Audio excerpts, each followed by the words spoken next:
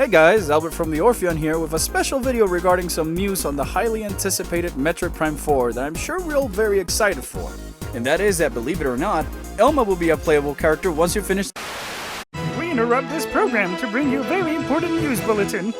Hello, my name is Fantoon, and I'm here to inform you that Crocomire has recently elected himself to become the leader of his home planet, Seep-17, and that this message was just an elaborate ruse for him to once again be able to take over and make a new video. That's right, Fantoon, and it worked perfectly! Thanks again, best buddy!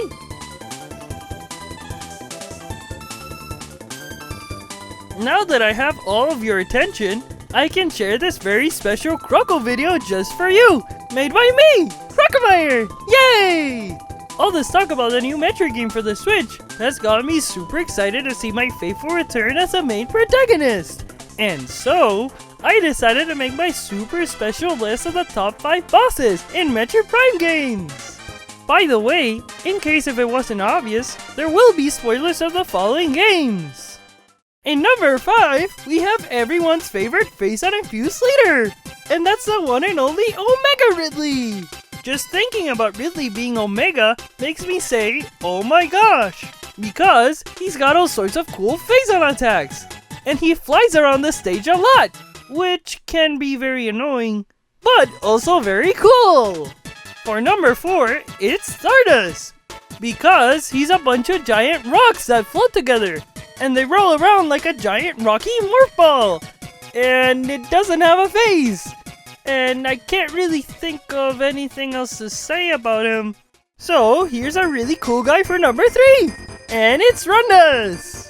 Not only does he betray Samus at the end, proving his loyalty to the space pirate cause, but he also makes some pretty delicious space smoothies that you can only find at the Ridley store with a special discounted price when you use this promo code. Speaking of bounty hunters, number 2 is the one and only Weevil, the coolest space pirate of them all. I mean, just think about it. He's a cyborg, he has a cool laser sword, he can split his body into 2, I think he stole a space motorcycle once, and he can totally take down Silex any day! And now, before we get to my number 1 choice, here are a couple of honorable mentions. Kendreda, because she could turn into Crocomire if she wanted to with her special powers. Gore, because he's a robot that doesn't want to actually question my existence in the world. Silex didn't make the cut because he's not as cool as everybody says he is. Fight me. Meta Crocomire, because he was such a difficult boss that the developers had to remove him from the game in its entirety. And Dark Samus, because she's just like Samus, but blue and cooler. So, for the moment that you've all been waiting for, my number 1 choice for the best Metroid Prime boss is... Blast Ball! I mean Samus from Federation Force. Because, like Stardust, she's just a giant ball that rolls around and can be super annoying. But, more importantly, when else will you have the opportunity to shoot Samus in a Metroid game?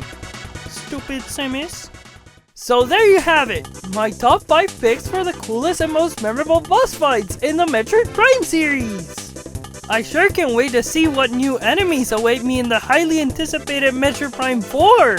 Let me know what are your favorite picks in the comments. And as always, remember to have lots of yays! Hey Crocomire, did you hear the news about Metroid Prime 4? Apparently they kicked you out of the role of the protagonist to replace you with Samus instead. Wait, what? No! This was supposed to be my comeback!